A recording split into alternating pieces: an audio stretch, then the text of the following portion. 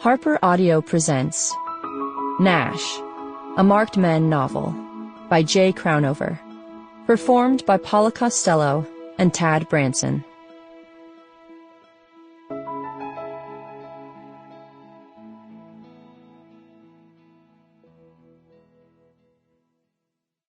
Introduction.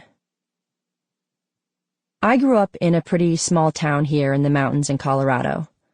It was a pretty place, but I stuck out like a sore thumb, which wasn't always the easiest thing to handle. I have always had my own style, marched to the beat of my own drum, wrote my own rule book, and pretty much forged my own path. I developed a thick skin and pretty rock-solid sense of who I was and what I was about early on. I had to, or I would have fallen victim to thinking what others said about me or thought about me held any water.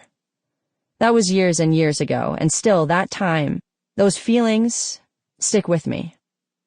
I know this isn't the case for everyone, that some people have never been judged unfairly, but many have, and they know that mean words and hateful actions are so much more far-reaching now with the world all being connected by a keyboard and a computer monitor.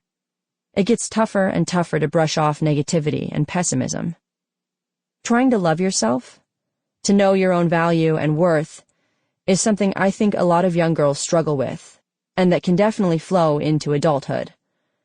We all have things that set us apart, make us special, make us who we are, and I would love to see those things celebrated and enjoyed across the board. Let that freak flag fly, or whatever equivalent you have. I think on the journey to finding the love we crave, the love we truly deserve, the first stop has to be the love we have for ourselves.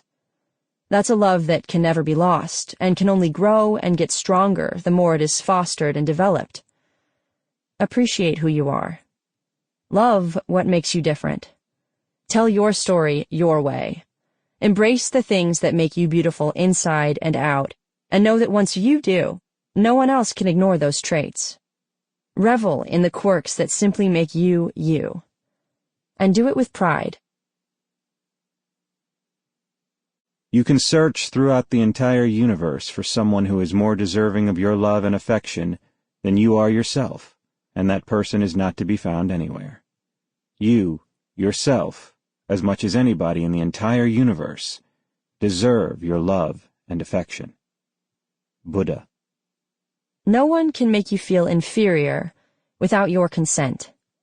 Eleanor Roosevelt. Man often becomes what he believes himself to be. If I keep on saying to myself that I cannot do a certain thing, it is possible that I may end by really becoming incapable of doing it. On the contrary, if I have the belief that I can do it, I shall surely acquire the capacity to do it, even if I may not have it at the beginning. Mahatma Gandhi. The eyes of others are prisons. Their thoughts are cages. Virginia Woolf.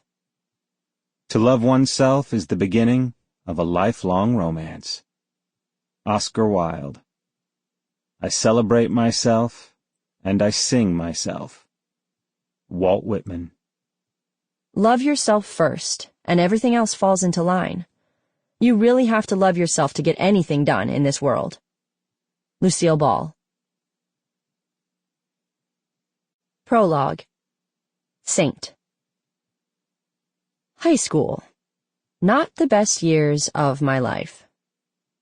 There's a moment in every person's life, a point in time that will alter the course they are on, the path they are traveling forever.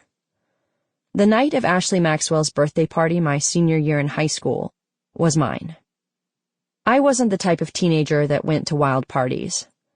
I didn't drink and didn't mess around with drugs and boys, so really there was no point in me going.